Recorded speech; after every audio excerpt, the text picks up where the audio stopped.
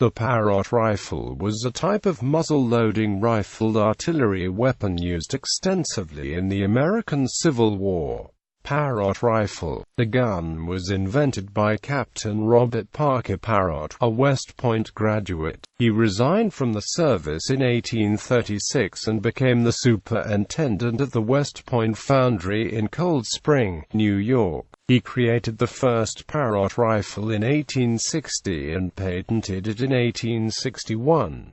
Parrotts were manufactured with a combination of cast and wrought iron. The cast iron made for an accurate gun, but was brittle enough to suffer fractures. Hence, a large wrought iron reinforcing band was overlaid on the breech to give it additional strength. There were prior cannons designed this way, but the method of securing this band was the innovation that allowed the Parrott to overcome the deficiencies of these earlier models. It was applied to the gun red-hot, and then the gun was turned while pouring water down the muzzle, allowing the band to attach uniformly. By the end of the Civil War, both sides were using this type of gun extensively. Parrott rifles were manufactured in different sizes, from 10-pounders up to the rare 300-pounder. In the field, the 10 and 20-pounders were used by both armies. The 20-pounder was the largest field gun used during the war, with the barrel alone weighing over 1,800 pounds. The smaller size was much more prevalent. It came in two bore sizes, 2.9-inch and 3.0-in. Confederate forces used both bore sizes during the war, which added to the complication of supplying the appropriate ammunition to its batteries.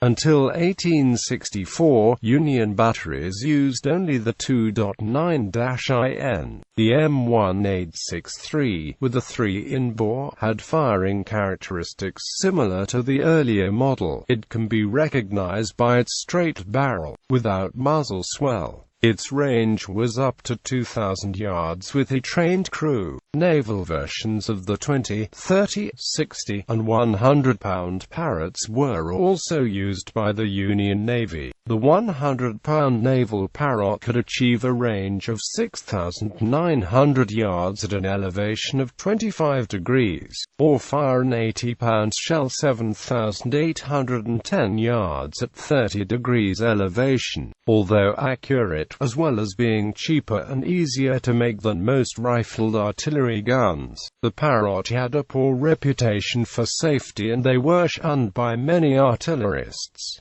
At the end of 1862, Henry J. Hunt attempted to get the Parrott eliminated from the Army of the Potomac's inventory, preferring the 3-inch ordnance rifle. During battles when the Parrott gun would burst, artillerists would ship out the jagged parts and continue firing. In 1889, the New York Times called on the Ordnance Bureau of the War Department to discontinue use of the Parrott gun altogether. Following a series of mishaps at the West Point training grounds, several hundred Parrott gun tubes remain today, many adorning battlefield parks, county courthouses, museums, etc. The gun tubes made by Parrott's foundry are identifiable by the letters WPF, along with a date stamp between 1860 and 1889, found on the front face of the gun tube. The first production Parrott gun tube still exists, and is preserved on a reproduction gun carriage in the center square of Hanover, Pennsylvania, as part of a display commemorating the Battle of Hanover. A list of many of the surviving tubes can be found at the National Register of Surviving Civil War Artillery.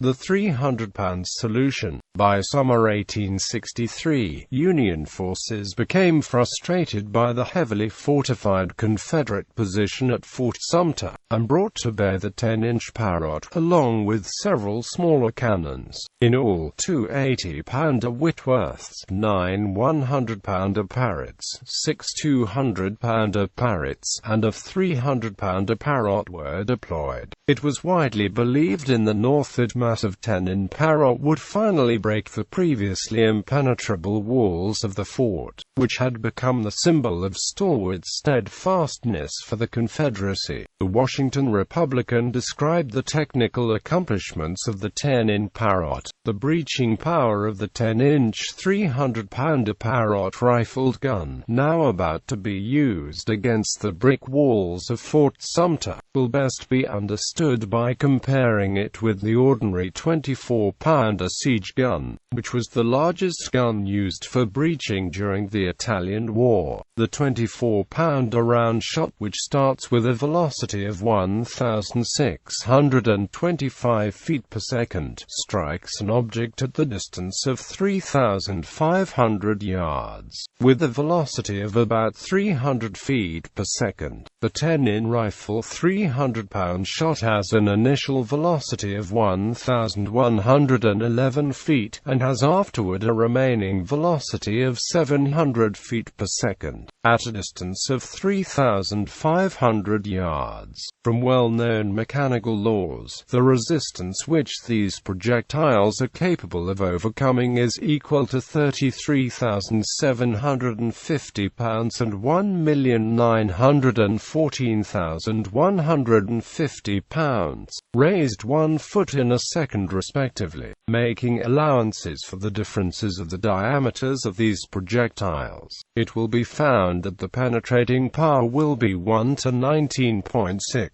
The penetration of the 24-pounder shot at 3,500 yards in brickwork is 662 inches. The penetration of the 10-inch projectile will therefore be between 6 and 7 feet into the same material. To use a more familiar illustration, the power of the 10-inch rifle shot at the distance of 3,500 yards may be said to be equal to the united blows of 200 sledgehammers weighing 100 pounds each, falling from a height of 10 feet and acting upon a drill 10 inches in diameter. Swamp Angel. One of the most famous Parrott rifles is the Swamp Angel, an 8-inch gun used by Federal Brigadier General Quincy Adams Gilmore to bombard Charleston, South Carolina. It was manned by the 11th Maine Volunteer Infantry Regiment. On August 21, 1863, Gilmore sent Confederate General P.G. T. Beauregard an ultimatum to abandon heavily fortified positions at Morris Island of the city of Charleston would be shelled. When the positions were not evacuated within a few hours, Gilmore ordered the Parrott rifle to fire on the city. Between August 22 and August 23, the Swamp Angel fired on the city 36 times, using many incendiary shells which caused little damage and few casualties. The battle was made more famous by Herman Melville's poem, The Swamp Angel. After the war, a damaged Parrott rifle said to be the Swamp Angel was moved to Trenton, New Jersey, where it rests as a memorial today at Cadwallader Park. Parrott rifles by size. This time is an educated guess. The time is unknown. Flight times appear to be extremely inaccurate. Example, 10-inch projectile would have to average only 133 feet per second to be in flight for 202 seconds to cover 9,000 YDS. A more accurate estimate will be in the range of 30 seconds.